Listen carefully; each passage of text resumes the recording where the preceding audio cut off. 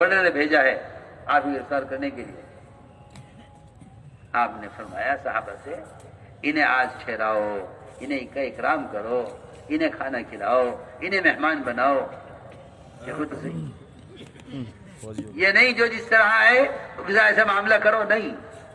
آپ دیکھیں گے صحابہ کی سیرت میں حضور اکرم صلی اللہ علیہ وسلم پر ایک مشرک نے تلوار سوت لی آپ کو قتل کرنے کے لیے۔ پوچھا کون بچائے گا آپ کو؟ فرمایا اللہ بچائیں گے۔ تلوار کے ہاتھ سے گر گئی، آپ نے تلوار اٹھا لی، فرمایا تجھے کون بچائے گا؟ تجھے کون بچائے گا؟ آپ اپنی حفاظت کے لیے اس کو قتل کر سکتے تھے کیونکہ آپ اکیلے تھے، صحابہ آپ سے دور ٹھہرے ہوئے تھے، آپ ایک درخت کے نیچے تنہا تھے،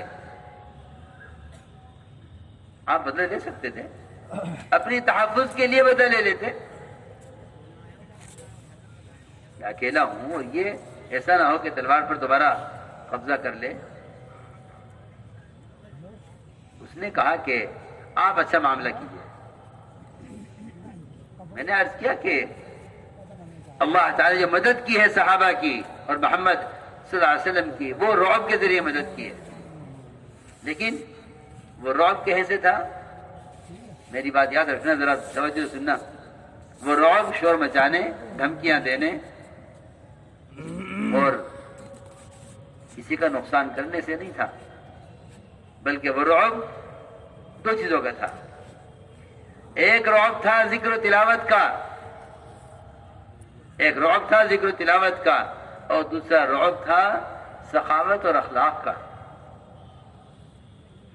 مسلمان کی سخاوت اور اخلاق، خدا کی قسم اس سے زیادہ باطل کو مرعوب کرنے والی اور کوئی چیز نہیں ہے۔ یہ اگر یہ چاہیں کہ ہمارے پاس وہ مادی ہتھیار اور مادی شکلیں ہوں جن سے ہم غیروں کو ڈرائیں، تو اس سے مرعوب ہونے والے نہیں ہیں، کیونکہ اللہ نے یہ چیز ان کو تم سے کہیں زیادہ دی ہوئی ہے۔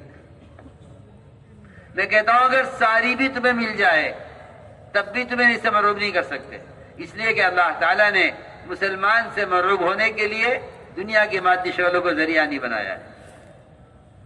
اللہ نے مسلمان سے معروف ہونے کے لیے دو چیزیں رکھی ہیں، ایک مسلمان کے اخلاق اور سخاوت، اور دوسرا اس کا ذکر و تلاوت۔ یہ دو چیزیں ہیں جس سے غیر معروف ہوں گے، اور مسلمان اس پر مجتمع نہیں ہے۔ ہاں کچھ لوگ قرآن پڑھتے ہیں، کچھ لوگ نماز پڑھتے ہیں، نہیں، یہ اس کو اجتماعی دین نہیں کہتے، نہیں، جب تک مسلمان دعوت اور عبادت پر مجتمع نہیں ہوگا۔ میں نے عرض کیا کہ حضور اکرم صلی اللہ علیہ وسلم نے ان فوجیوں سے کوئی انتقام نہیں لیا، انہیں آرام کرایا، فرمایا صبح ملنا۔ صبح ہوئی، صبح دونوں کو حاضر کیا گیا۔ کیا بات ہے کہ جی آپ کو گرفتار کرنے کے لیے آئے؟ کس نے کہا گرفتار کرنے کے لیے؟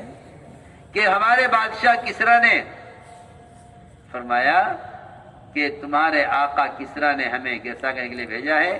رات ہمارے آقا اللہ نے، آپ نے فرمایا رات ہمارے آقا اللہ نے تمہارے آقا کسریٰ کو قتل کر دیا ہے۔ کیا بات کر رہے ہیں؟ یہاں بیٹھے بیٹھے خبریں دے رہے ہیں، ایک مہینے کی مسافت کی، یہاں بیٹھے بیٹھے فوراً قلم کاغذ نکالا، وقت لکھا، دن لکھا، تاریخ لکھی، اور آج دوڑایا فوراً کہ جاؤ جلدی خبر کرو، خبر لے کر آؤ۔ یہ تو یوں کہتے ہیں۔ وہاں سے خبر آئی کہ جی ہاں، جس رات آپ نے یہ فرمایا، جس وقت آپ نے یہ فرمایا، اسی رات میں پرویز کسریٰ پرویز بادشاہ کو اس کے بیٹے شیروے نے قتل کر دیا بادشاہ بننے کے لیے۔ یہ تھی بات، یہ بحث کرنے جاتا تھا کہ غیبی مدد اس پر تھی کہ آپ خود جا کر دعوت دیں، اخبار رسائل سے، مختلف کے چینلوں سے اسلام کو پھیلانا، خدا کی قسم یہ اللہ کی مدد کے آنے کا بھی ضابطہ نہیں ہے، اور یہ ذمہ داری کے ادا ہونے کے لیے بھی کافی نہیں ہے، یہ بھی ذہن سے نکال دو۔ کہ ذمہ داری ادا ہو جاتی ہے کیونکہ اسلام پھیل چکا ہے. نہیں. تو مسلمان کا مجاہدہ ہے اور مسلمان کے عمل کا اثر ہے جس سے مدعو پر اثر پڑتا ہے. اگر ہدایت مقدر میں ہدایت پر آئے گا، ہدایت مقدر نہیں ہے تو اللہ راستے سے ہٹا دیں گے. تو میں نے عرض کیا کہ اللہ کی غیبی مددیں انفرادی دعوت کے ساتھ ہیں. آپ صلی اللہ علیہ وسلم صحابہ کے ساتھ سفر میں تھے. آپ صحابہ کے ساتھ سفر میں تھے. ایک آدمی کو دیکھا جاتے ہوئے، فرمایا کہاں جا رہے ہو؟ کہ اپنے گھر. فرمایا کہ کیا اس بات کی گواہی دو گے کہ اللہ کے سوا کوئی عبادت کے لائق نہیں اور میں اللہ کا رسول ہوں؟ اس نے کہا گواہ کون ہے اس پر؟ یہ فرمایا میرے صحابہ گواہی دیں گے، میرے صحابہ میرے ساتھ ہیں. نہیں، فرمایا یہ درخت جو کھڑا ہوا ہے وادی کے کنارے پر، وادی کے آخر وادی پر، یہ درخت گواہی دے گا میں اللہ کا رسول ہوں. وہاں سے وہ درخت زمین پھاڑتا ہوا آیا اور آپ کے سامنے آ کر کھڑا ہو گیا. آپ نے درخت سے 3 مرتبہ گواہی لی، درخت نے 3 مرتبہ گواہی دی بے شک آپ اللہ کے رسول ہیں. دیہاتی نے اسلام قبول کیا. میرے دوستو عزیزوں، اصل بات یہ ہے کہ اللہ تعالیٰ کی مدد اس امت کے ساتھ بے شک یقینی ہے، بشرط یہ کہ مسلمان مدد کے ضابطوں پر آئے. اور مدد کا ضابطہ یہ ہے، مدد کا ضابطہ یہ ہے کہ تم اللہ کے دین کو دنیا میں قائم کرنے کی کوشش کرو. اس لیے دین کے قائم کرنے کے لیے جو بنیادی سبب ہے وہ سب سے بنیادی چیز صرف اور صرف نقل و حرکت ہے، جس کا کوئی متبادل نہیں ہے. پھرنے کا کوئی متبادل نہیں ہے. یاد رکھو سب، دعوت،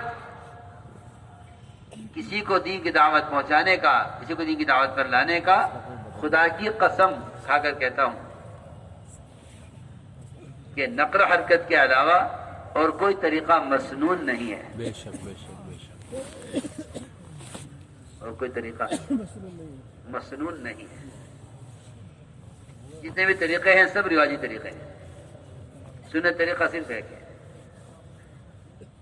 دعوت کا سنت طریقہ صرف ایک ہے کہ خود جا کر دعوت. باقی سارے طریقے غیر مسنون ہیں. اور یہ بات یاد رکھو، جو طریقے غیر مسنون ہیں وہ طریقے اللہ کی مدد طریقوں کے ساتھ نہیں ہے. جو طریقے غیر مسنون ہیں وہ طریقے غیر منصور طریقے ہیں. جی ہاں، نصرت تو ان طریقوں میں ہے جو طریقے خود محمد صلی اللہ علیہ وسلم کے طریقے ہیں. اس لیے جس طرح نماز کو آپ کے طریقے پر لانا عبادت ہے، نماز کو آپ کے طریقے پر ادا کرنا عبادت ہے، اس طرح دین کی دعوت آپ کے طریقے پر دینا دعوت ہے. میں کچھ کہہ رہا ہوں ضروری بات. جس طرح نماز آپ کے طریقے پر پڑھنا عبادت ہے، وہی نماز قابل قبول ہے، وہی نماز مؤثر ہے، وہی نماز ہدایت کا اور اللہ کے قرب کا ذریعہ ہے، اور وہی نماز مسائل کو حل کرانے کا ذریعہ ہے.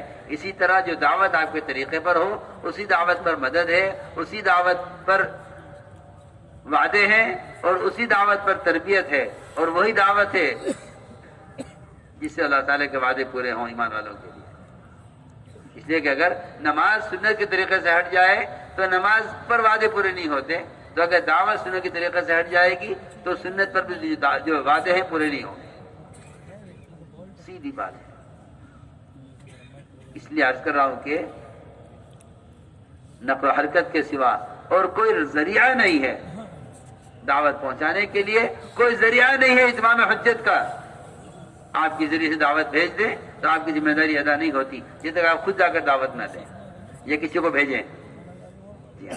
آپ کی سنت میں 2 چیزیں ملیں گی. جہاں آپ گئے، پھر بھی آپ کی تمنا تھی ہے کہ کاش میں اس راستے میں نکلوں دعوت دینے کے لیے، قتل کیا جاؤں، پھر زندہ کیا جاؤں، پھر قتل کیا جاؤں. ایک روایت میں 7 مرتبہ ہے، 7 مرتبہ کہ مجھے زندہ کیا جائے، قتل کیا جائے، پھر نکل کر دعوت. اس لیے میرے دوستو عزیزو، دعوت امت کے لیے مدد کا ضابطہ ہے. اس ضابطے پر خود آنا اور امت کے ضابطے پر لانا، یہ اس امت کی اصل ذمہ داری ہے. اور یہ امت افضل امت ہے اس لیے، یہ امت افضل امت ہے صرف اس لیے کہ اللہ تعالیٰ نے اس امت کو دعوت اس امت کو معمور کیا ہے، یہ اس امت کے افضل امت ہونے کے لیے شرط ہے، اس امت کے افضل امت ہونے کے لیے شرط ہے یہ، بغیر اس ذمہ داری کے ادا کیے ہوئے یہ امت افضل امت نہیں ہو سکتی، یہ امت افضل امت نہیں ہو سکتی بغیر اس ذمہ داری کو ادا کیا ہوئے۔ امام المحدثین ابو ہریرہ رضی اللہ خود فرماتے ہیں یہ والا بتا دیں کیسے ملے گا؟ کہ تمہارے خیر امت ہونے کے لیے شرط یہ ہے کہ تم دوسروں کو دعوت دے کر ان کو ان کے ماحول سے نکال کر اپنے ماحول میں لاتے ہو اور ان کے دل میں اسلام کی رغبت پیدا کرتے ہو، بس یہ تمہارے خیر امت ہونے کے لیے شرط ہے۔ اس لیے میرے دوستو عزیزوں، اللہ کی پکڑ سے یا تو